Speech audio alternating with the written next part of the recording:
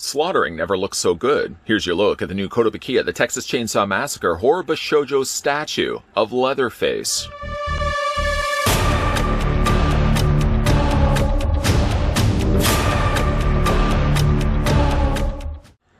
From the classic 1974 horror film, The Texas Chainsaw Massacre, comes the long-awaited Bishoujo statue of the main character, Leatherface. Just like all the statues in the Bishoujo collection, this 8-inch PVC collectible was illustrated and designed by world-renowned artist Shinya Yamashita. This gorgeous rendition of Leatherface wears only a shirt, necktie, and apron, and no shortage of blood while holding the chainsaw in her hand. And in faith to the original character, Bubba Sawyer's large body has been adapted into a voluptuous physique. Leatherface's hollow expression, along with reddened face and slightly open mouth, show that she's lost all sense of control and feels the need to feed.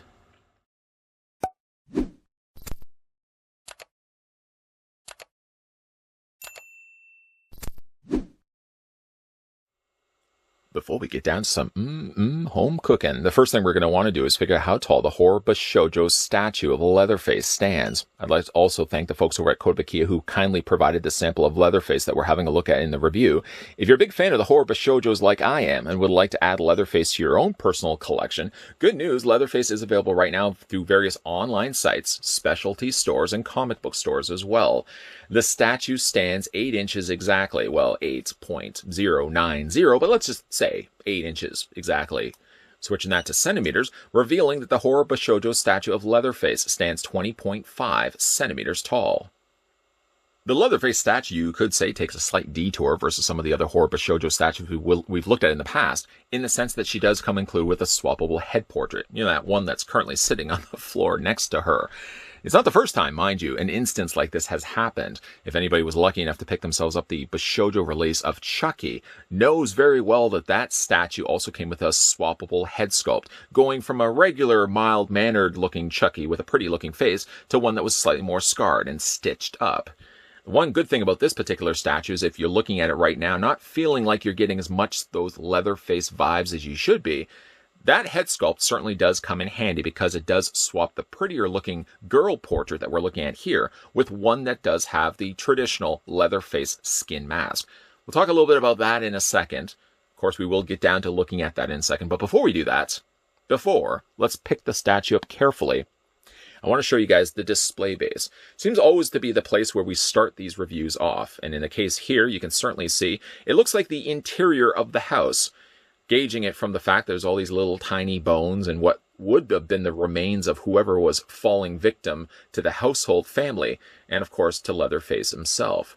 Now you can see there's some nice decent rags all across the flooring here. I do like and appreciate the amount of detailing that they actually put into the floorboarding.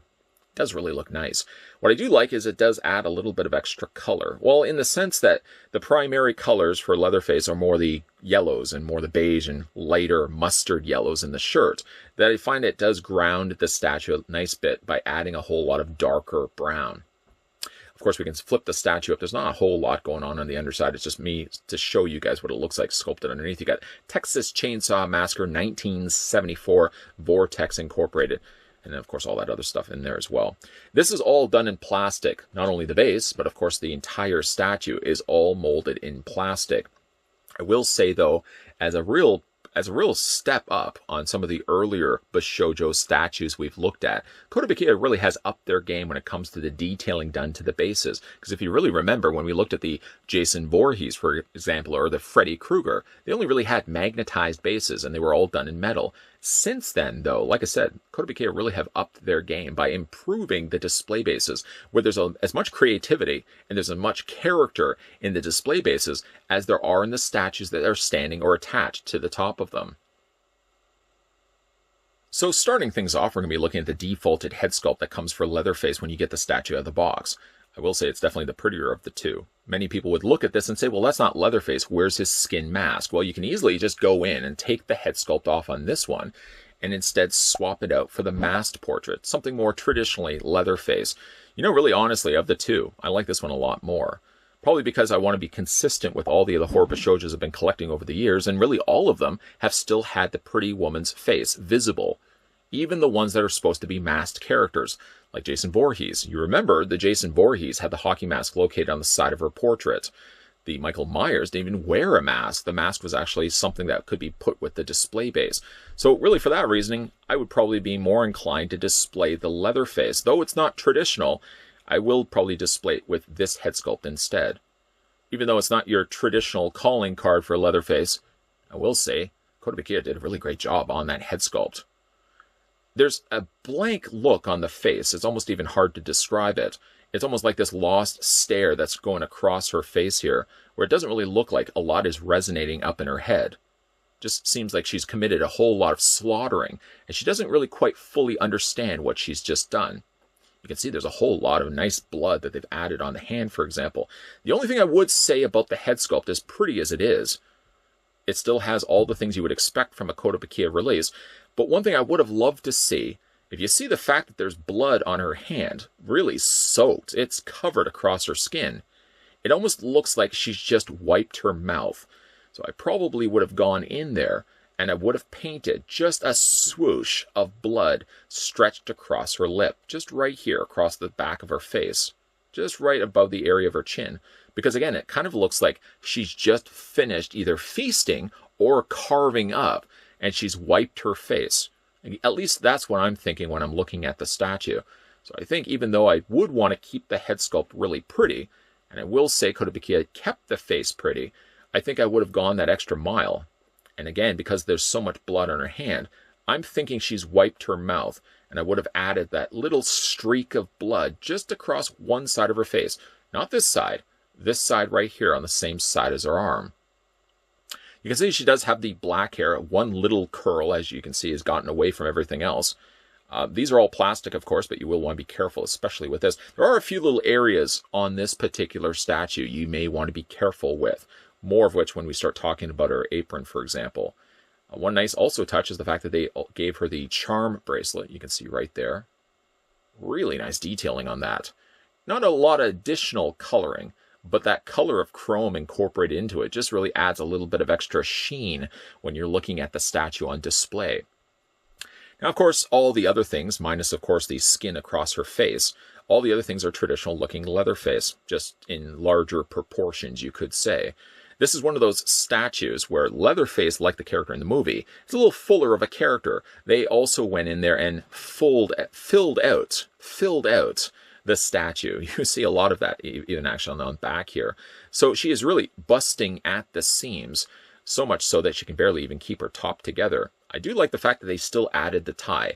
It adds a little bit of distraction to it, so you're not literally looking right at them. But I do like the fact that they did add that tie, just as a separate piece. I mean, it's still sculpted in there, but it overlaps. Not only does it give it a little bit of extra layers of depth, but again, it serves as a distraction point, so you're not literally looking at her chest. The coloring is really quite good on this. I love the little streaks of blood. I mean, it really looks like she's gone in there with the chainsaw and just hacked up all the victims.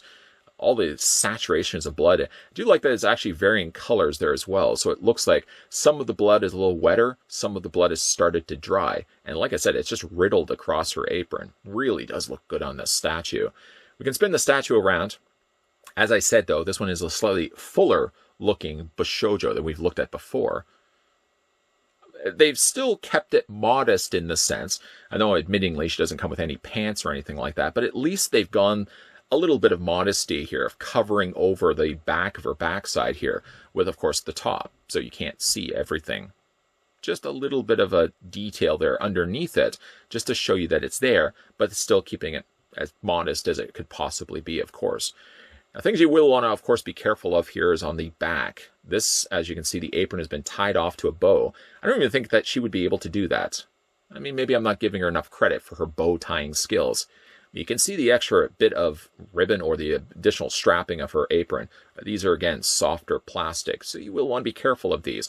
One thing that they did do, they packed this quite well. They put like a little bit of like foam underneath this, so when you get this out of the tray, you don't have to worry about these going to be breaking off. But again, once you have it on display, you will want to be a little bit careful that you don't clip those in any way, just in case you cause a little bit of damage to them.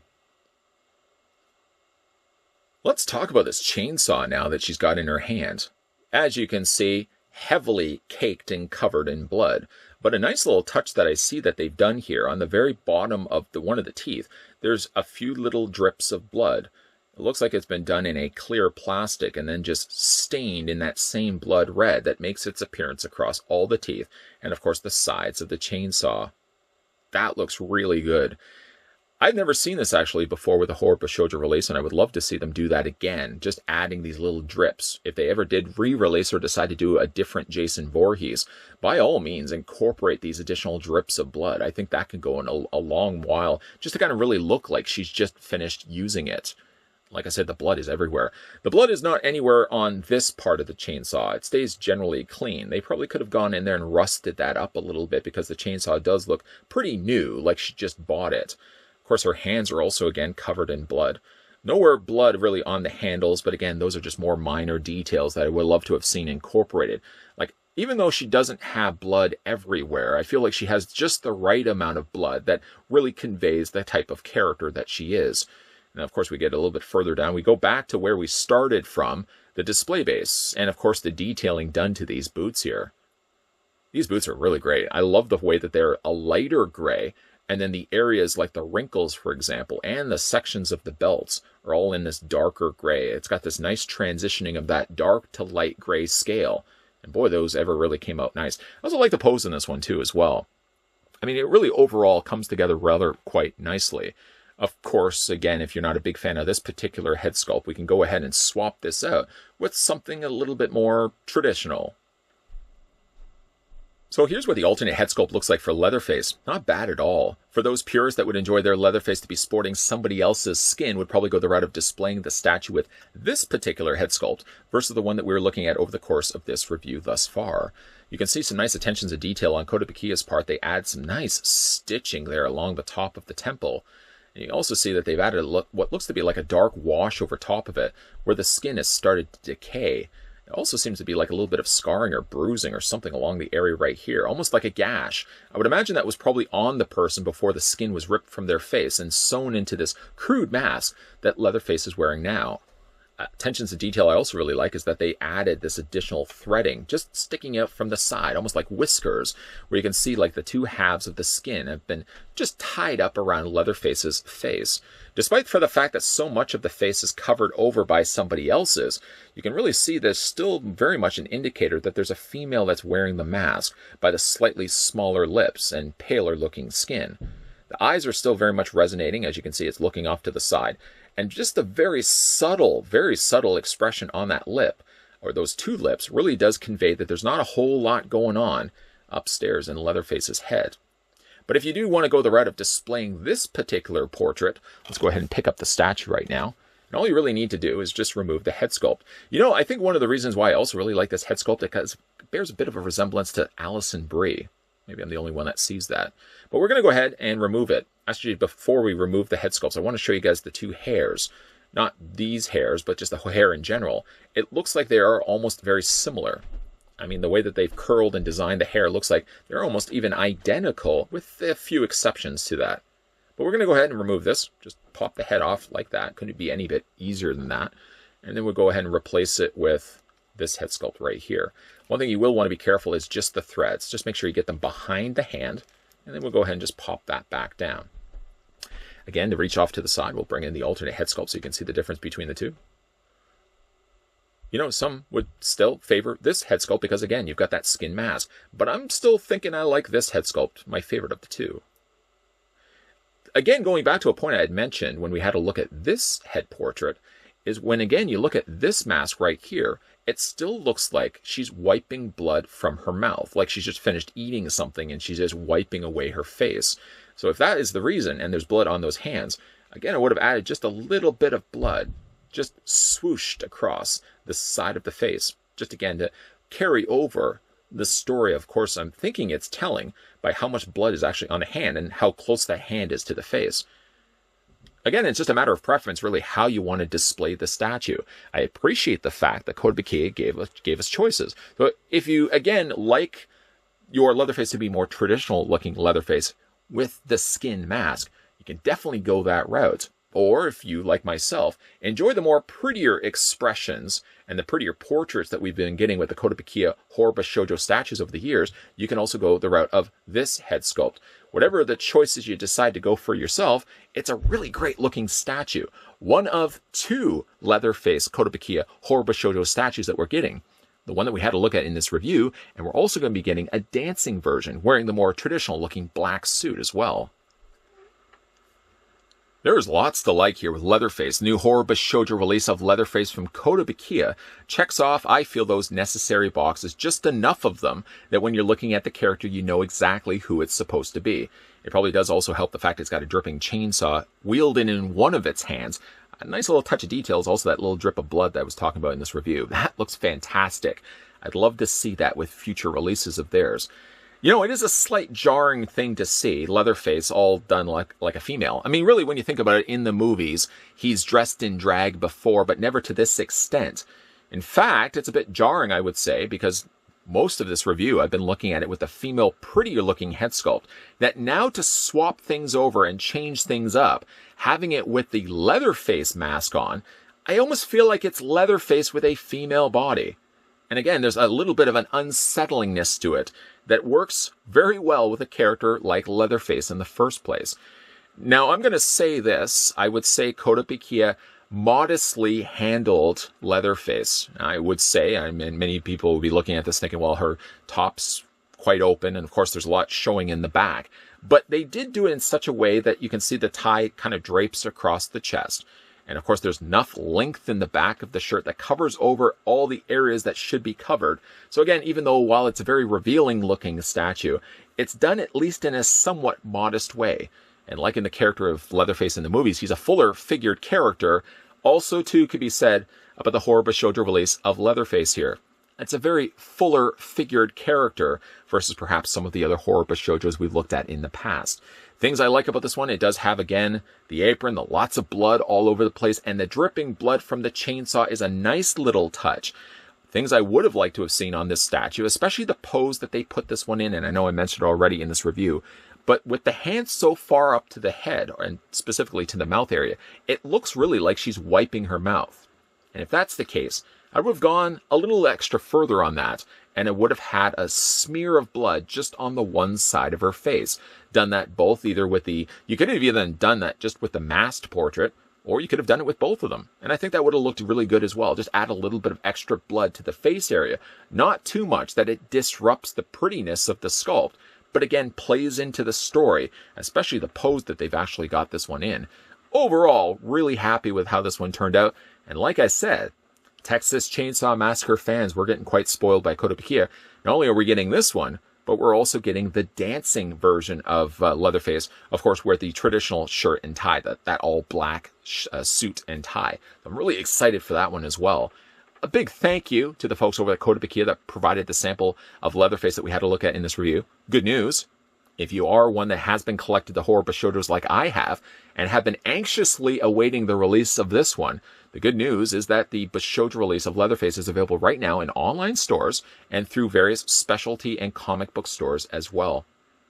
Let me know what you guys think of this statue down below in the comments section. And as for your video question for today, what's your favorite Texas Chainsaw Massacre movie?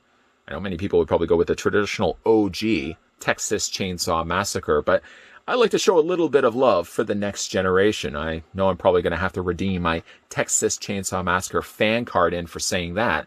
But your video question for today is, what's your favorite Texas Chainsaw Massacre movie?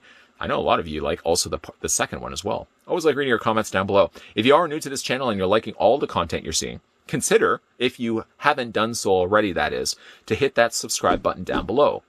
You can, of course, turn on that bell notification, and just know that Monday to Friday, come back to this channel. Come back where you're always welcome.